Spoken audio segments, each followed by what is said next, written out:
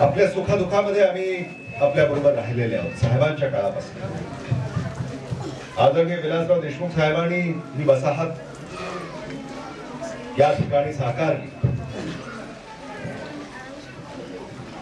मला त्यांचं जेवढं कौतुक करावं तेवढं कमी आहे असं स्वतःला वाटतं.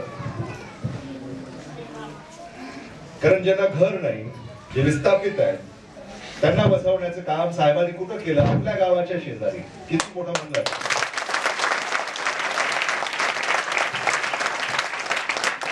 तुमचा पत्ता काय? बाबळगाव रोड. हो ना, पत्ता भाडा कमी काय? बाबळगाव रोड. साधा आहे का तुमचं काम? बाबळगाव रोड हा तुमचा पत्ता आहे. म्हणून आदरणीय विलासराव देशमुख साहेबांचा दृष्टिकोन तुम्हाला आपल्या सानिध्यामध्ये बसवायचं औदात हेतू घेऊन साहेबांनी कॉलनी या ठिकाणी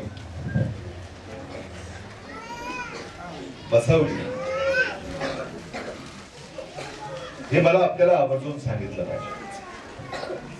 आता इथं पापड कॉलनी सुद्धा आहे. मला अनेक महिला इथं आल्या होत्या भेटायला. अनेक निवेदनं मला आज या ठिकाणी देण्यात आली. मी पापड कॉलनीतल्या सुद्धा रहिवाशांना एवढंच सांगू इच्छितो की जी राहिलेली कामं आहेत ती सुद्धा आम्ही